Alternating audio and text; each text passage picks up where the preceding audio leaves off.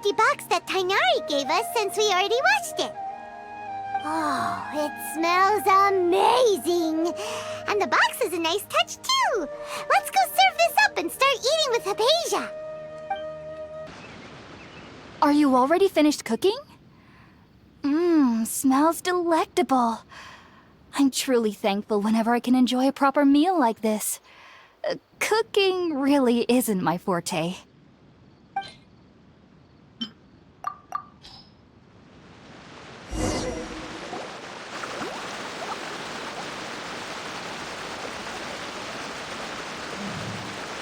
Even though everything you mentioned was in Tainari's letter, it's still hard to believe you were able to connect with Irminsul immediately after smelling Spiritborn Ale for the first time. It took me nearly 3 years before I could do so. And everyone at the Academia even lauded me as a genius. You should know that some researchers spent their entire lives without ever successfully connecting with Irminsul as you have. So why does this incense allow people to connect to Irminsul? The ingredients used to make Spiritborn Ale primarily consist of plants created by Greater Lord Rukkhadevata.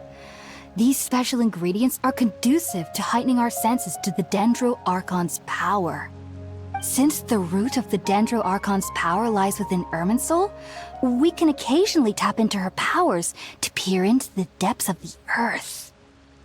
That's all right. I'm sure you'll come to a clearer understanding as you remain in Sumeru. Makes sense. But Paimon's got a question. Why was he sensitive to the smell of those plants for such a long time?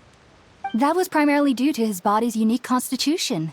Stimulated by the incense, he could perceive the Dendro Archon's power and experienced a sensory overload, hence the adverse reactions. Taking in any scent similar to the ingredients of Spiritborn Ale would cause adverse effects. Not to worry, though. It appears you've already fully recovered.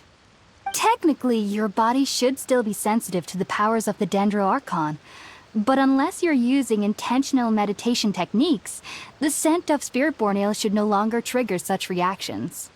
Whew. Well, that's a relief. I must admit, I am quite envious of your abilities. Even if it meant suffering from pounding headaches for the rest of my life, I'd consider it worthwhile so long as I could connect with Irminsul at will. Whoa, you're really serious about this whole thing, aren't you? I am a researcher after all.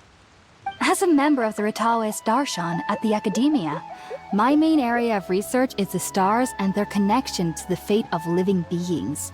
But there is still so much we don't know, especially regarding the mysteries that lie in the starry skies. Which is why I must turn to the all-knowing Irminsul for answers. If only my perception wasn't so limited. Unfortunately, I cannot guarantee that my every attempt to attune with Irminsul will be successful, or that doing so will leave my consciousness intact. I am currently in the stage of training known as Satyavada life.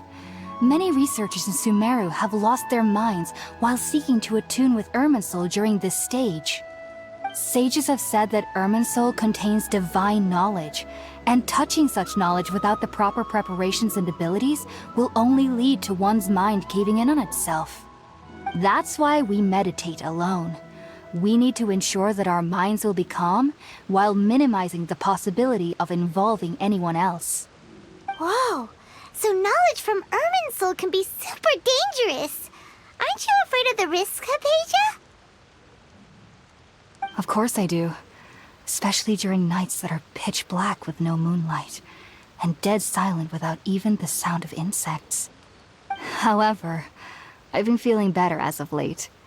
I don't get as scared anymore knowing that I have a little neighbor living nearby. I believe that being able to see them is a sort of blessing from the Dendro Archon. But what's strangest of all is that they're clearly an envoy of the God of Wisdom herself. And they have the curious power to make people dream. What's so strange about that? It doesn't sound so out of place for a divine being, does it? Well, it's strange because nearly nobody in Sumeru can ever dream. Huh. Is that true? Yes, well, to an extent. Only children can dream in Sumeru. Adults, however, never do. The sages say that wisdom implies rationality, but that which occurs in dreams is often neither rational nor logical. Yes, if one struggles with anxieties, those emotions could influence their dreams. The fact that the people of Sumeru do not have dreams is seen as a blessing by the sages. They believe that Greater Lord Rukkhadevata, the god of wisdom, is keeping us away from the foolish delusions you encounter in your sleep. I was born into a family of scholars in Sumeru City. Ever since I was a child, my parents would always tell me that I'll know I've grown up once I stop dreaming. I studied hard, enrolled as a student in the academia, and went on to become a researcher. Sure enough, I never dreamed again. But then, on the day I scared the little Aranara, I suddenly saw a dream again. It was incredible. Though I don't exactly remember what I saw, I clearly recall the feeling. I suddenly felt like I was a child again. Back then, I was foolish and ignorant as any youth would be, but I was free of fear. Maybe dreaming isn't as bad as we've made it out to be.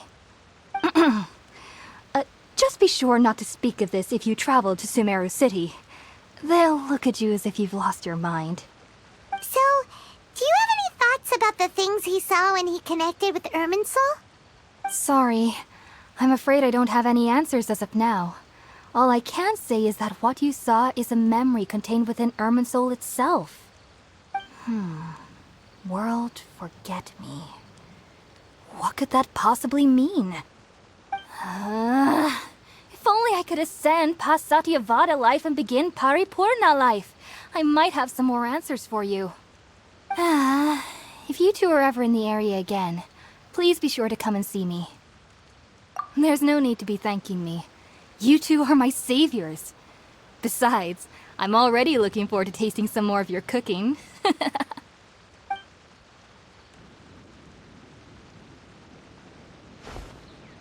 Now that we know Hypatia is alright and had the chance to ask her some questions, Paimon thinks it's about time to head back to Gandharvaville.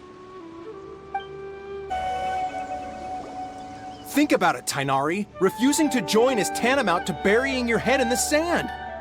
I understand that you're a forest watcher and that it's your duty to combat the effects of withering zones. But isn't it evident that such work is not a lasting solution to the problem? As Sage Kage clearly stated, your presence and guidance in Sumeru City is pivotal in finding a cure for Irminsul. How could you possibly refuse? Keep your emotions in check, Ghulam. Let's at least listen to Tainari's reason for declining. We're here to invite him to the Academia, not to cause a scene. Sage Kage, I am truly honored that you came here in person, but I'm afraid I must still decline your invitation. I am merely a forest watcher. How could the great minds of the Haravatat have any need of someone like me? Well, it turns out that your refusal letter had some implications on your master's reputation. He is a renowned sage of the Immorta, after all. So now I've come here in his stead. I see. Huh. And I figured that given his temper, he would come here and berate me personally. Tainari, your master is an integral part of this effort, and now he requires your assistance. And what exactly does my master need of me, Sage Kage?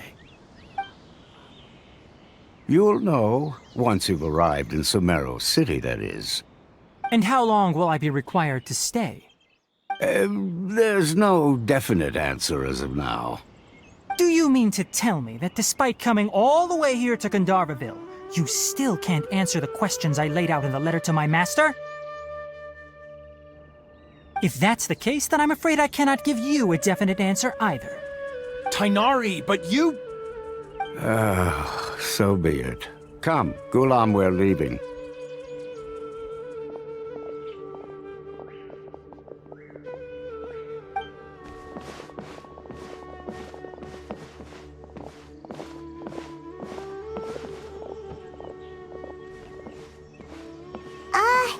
Tainari, what was that all about?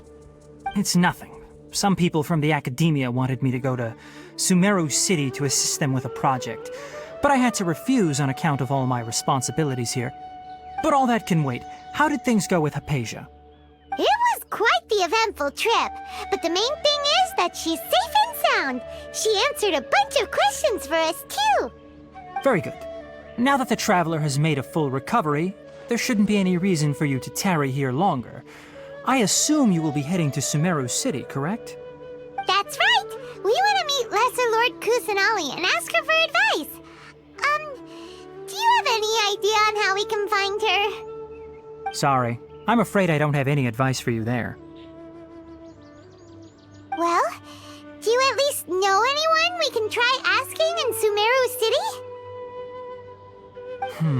Let me think. My trips to Sumeru City have been fairly short, and most of my acquaintances are researchers. How about this? I'll write you a letter of introduction that you can give to a researcher I know. He's from the Amorta Darshan and is adept at gathering information. Asking him might prove worthwhile. Also, when you enter Sumeru City, you'll probably end up receiving something like this item here. I'm not sure if it will ever come in handy for you, but maybe you can give it a try. Oh? What is it?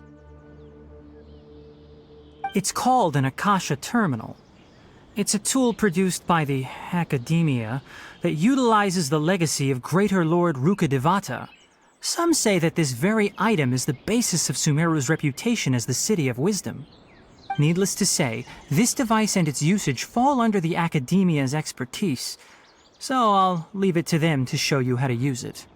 Great! Next up, Sumeru City! But wait, before that... That's right!